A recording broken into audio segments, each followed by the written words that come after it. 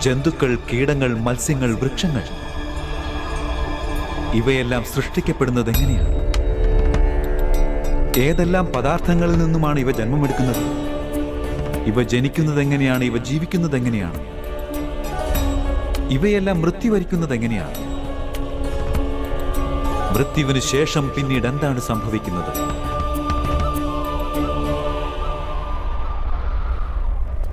ഈ രഹസ്യങ്ങളെക്കുറിച്ച് ചിന്തിച്ചു നോക്കൂ. മനുഷ്യന്റെ ദേഹം മണ്ണുകൊണ്ട് നിർമ്മിതമാണ് വാസുദേവ. ജലം അതിൽ രക്തരൂപത്തിൽ പ്രവാഹം നടത്തുന്നു. അഗ്നിയാൽ ദേഹത്തിന് താപമാനം ലഭിക്കുന്നു. അതുപോലെ ദേഹത്ത് ഹൃദയസ്ഥാനത്ത് ആകാശം പ്രകടമാകുന്നു.